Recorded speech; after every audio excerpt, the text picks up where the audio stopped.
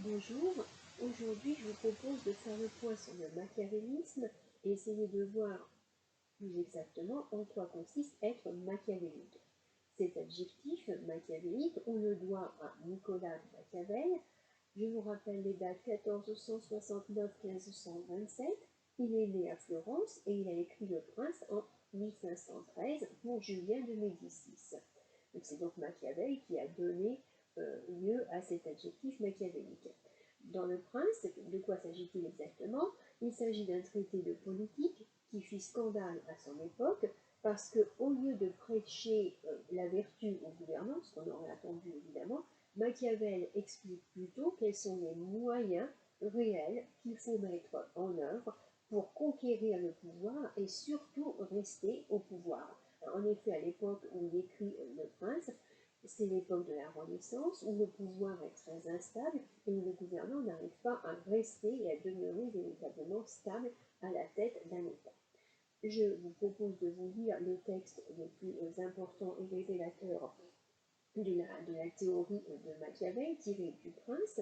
Et faites bien attention à ce qu'il nous dit. Il nous dit: un prince doit s'efforcer de se faire une réputation de bonté, de clémence, de piété, de fidélité à ses engagements et de justice. Il doit avoir toutes ces bonnes qualités, mais rester assez maître de soi pour en déployer de contraires lorsque cela est expédient. Si je m'arrête même juste à ce stade dans ce texte, on voit bien que d'emblée, Machiavel va faire apparaître la différence entre deux choses, l'ordre de l'être et l'ordre du paraître. Il nous dit bien: un prince doit s'efforcer de se faire une réputation, mais en même temps, on nous dit bien: il doit avoir toutes ces qualités, mais rester assez maître pour pouvoir déployer des qualités éventuellement contraires. Qu'est-ce que ça signifie? Ça signifie qu'il essaye de nous expliquer non seulement qu'est-ce qu'être un bon prince, en quoi consiste véritablement le fait d'être un bon prince. Il nous dit donc bien clairement qu'il faut qu'il soit vertueux, qu'il ait des qualités de bonté, de clémence, de piété, de justice, de fidélité à ses engagements, mais il nous dit aussi quand cela est nécessaire, il faut qu'il soit capable de développer des qualités contraires. Donc être machiavélique, si on regarde bien, si on va jusqu'au bout de l'analyse, on va s'apercevoir que ça n'est pas être immoral, mais c'est être amoral. Donc immoral, c'est-à-dire je connais la morale et je vais à l'encontre de cette morale. Être amoral, c'est-à-dire j'agis en dehors de toute référence à une morale, quelle qu'elle soit. Et ce qu'il faut bien comprendre pour comprendre véritablement en quoi consiste l'attitude de Machiavel, où la fin justifie les moyens, y compris tous les moyens, ce que vous allez comprendre encore mieux, c'est que pour lui, le modèle du gouvernant idéal, c'est César Borgia. Qu'est-ce qui lui est arrivé à César Borgia? Il a vu l'une de ses provinces menacée par la guerre, et cette province, c'était la Romagne.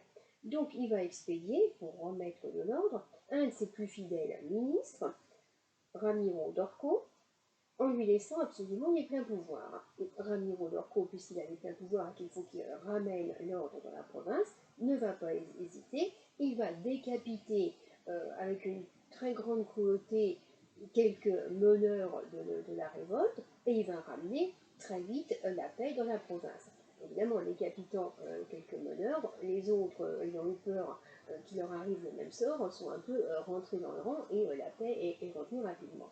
Donc une fois la guerre civile, évidemment, qui a été écartée, il revient donc auprès de César Borgia, et César Borgia va faire exécuter publiquement son ministre Ramiro d'Orco. Alors pourquoi le faire exécuter? Puisqu'en réalité, il n'a fait qu'appliquer ses ordres et ramener l'ordre.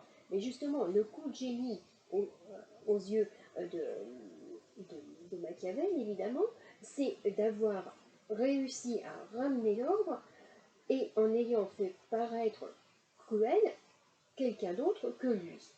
César Borgia, effectivement, il a réussi à pacifier la province, il a fait naître la crainte chez tous ceux qui auraient voulu ou qui auraient pu vouloir se mettre aussi du côté des troubles et des fauteurs de troubles, mais il a surtout réussi, donc César Borgia, à détourner la colère et la vengeance vers son ministre, son plus fidèle collaborateur plutôt que de continuer à laisser la vengeance se diriger sur lui.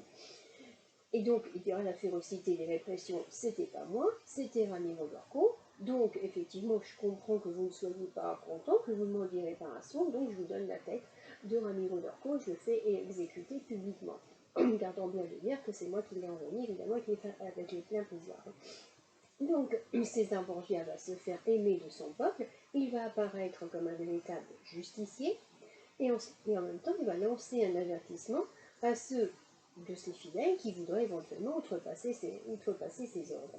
Donc, ce qu'il faut bien voir dans la thèse machiavélique, évidemment, de Machiavel, c'est que César Borgia, pour lui, qui constitue le modèle du prince tel qu'il doit agir pour permettre de conserver véritablement le pouvoir et rester de manière stable au pouvoir, à la tête d'un État, il se conduit évidemment de manière cynique, injuste, mais ce qu'il va nous dire, et je vous redonne la citation, si le fait, F-A-I-T, l'accuse, effectivement on sait bien que les faits l'accusent, les faits, L''E2FET, l'excuse, c'est-à-dire peu importe les moyens, pourvu qu'on arrive ou qu'on parvienne véritablement à ses fins.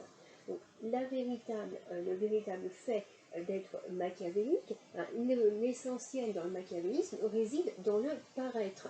Et il ira même plus loin finalement.